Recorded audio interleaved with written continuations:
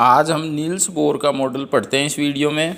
तो Niels Bohr जो है उसने परमाणु की संरचना को समझाने के लिए अपने मॉडल में कुछ परिकल्पनाएं दी थी। तो क्या परिकल्पनाएं दी थी?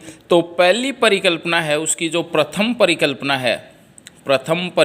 है जो बोर की, वो उसने क्या बताया कि इलेक्ट्रॉन है वो नाभिक के चारों ओर, ये नाभिक है, इसके चारों ओर इलेक्ट्रॉन वृत्ताकार कक्षा में क्या लगाता है? चक्कर लगाता है। इलेक्ट्रॉन जो है वो नाभिक के चारों ओर एक निश्चित वृत्ताकार कक्षा में क्या लगाता है? चक्कर। अब वृत्ताकार कक्षा में कोई भी चीज़ चक्कर कब लगाती है? जब उसके पास होता है अभिकेंद्रीय बल। क्या होता है? अभिकेंद्रीय बल। अभिकेंद्रीय बल का सूत्र होता है mv²/r। तो इसका मतलब इलेक्ट्रॉन वृत्ताकार कक्षा में चक्कर लगा रहा है, इसका मतलब इलेक्ट्रॉन के पास क्या है? अभिकेंद्रीय बल। अब इसके पास आया कहाँ से? तो इसके लिए बोर ने बताया कि जो नाभिक और इलेक्ट्रॉन के बीच जो कूलाम बल लगता है, देखो नाभिक पर Z प्रोटॉन होते हैं, नाभिक में कितने प्रोटॉन होते हैं? Z, और एक प्रोटॉन पर इलेक्ट्रॉन के आवेश के बराबर आवेश होता है, तो नाभिक पर कितना आवेश हो गया? Ze, और इलेक्ट्रॉन पर कितना आवेश होता है? E। तो इनके बीच जो कूलाम बल लगता है, कूलाम बल आपने पढ़ा होगा, कूलाम बल कितना होता है? K(Q1Q2)/r²। Q1 नाभिक पर आवेश कितना है? Ze।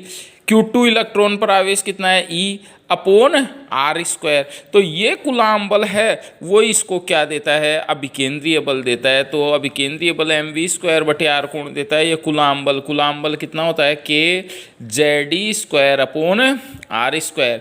तो बोर ने क्या बताया अपनी पहली परिकल्पना में कि इलेक्ट्रॉन जो है वो नाभिक के चारों ओर वो एक निश्चित वृत्ताकार कक्षा में क्या लगाते हैं? चक्कर लगाता है। और चक्कर लगाने के लिए क्या चाहिए? अभिकेंद्रीय बल। क्या चाहिए? अभिकेंद्रीय बल, जो कोण देता है इस नाभिक और इलेक्ट्रॉन के बीच लगने वाला कूलाम बल प्रदान करता है। यानी mv²/r कोण देता है kZe²/r²। तो पहली परिकल्पना देखना क्या है कि बोर की जो पहली परिकल्पना है वो क्या है? बोर के अनुसार इलेक्ट्रॉन नाभिक के चारों ओर एक निश्चित वृत्ताकार कक्षा में चक्कर लगाता है।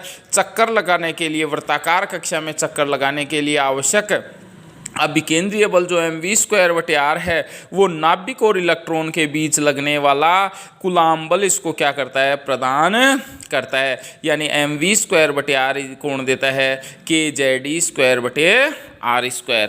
अब इसकी दूसरी परिकल्पना पढ़ते हैं। द्वितीय परिकल्पना में इसने क्या बताया? द्वितीय परिकल्पना में बताया कि इलेक्ट्रॉन हर कोई सी कक्षा में चक्कर नहीं लगाता। इलेक्ट्रॉन हर किसी कक्षा में चक्कर नहीं लगाता। इलेक्ट्रॉन केवल उन्हीं कक्षा में चक्कर लगाता है नाभिक के चारों ओर जिनके लिए कोणीय संवेग का सूत्र होता है mvr। आपने पढ़ा होगा कोणीय संवेग J=r×p। p संवेग का मतलब द्रव्यमान इंटू वेग इंटू दूरी r। तो कोणीय संवेग कितना होता है? mvr। इसका जो मान है वो h/2π का पूर्ण गुण, जो n क्या है? पूर्ण संख्या है, 0 1 2 3 4 डैश डैश। तो n क्या है? पूर्ण संख्या है। तो हर कोई सी कक्षा में चक्कर नहीं लगाता, केवल उन्हीं कक्षा में चक्कर लगाता है जिनके लिए कोणीय संवेग का मान h/2π का क्या हो? पूर्ण गुणज हो। h प्लांक नियतांक है जिसका मान 6.6 × 10⁻³ होता है। तो दूसरी परिकल्पना देखो, बोर की द्वितीय परिकल्पना के अनुसार इलेक्ट्रॉन केवल उन्हीं कक्षाओं में चक्कर लगाता है जिनके लिए कोणीय संवेग का मान h/2π का पूर्ण गुणज हो। यानी mvr क्या हो? nh/2π। अब अपन तीसरी परिकल्पना देख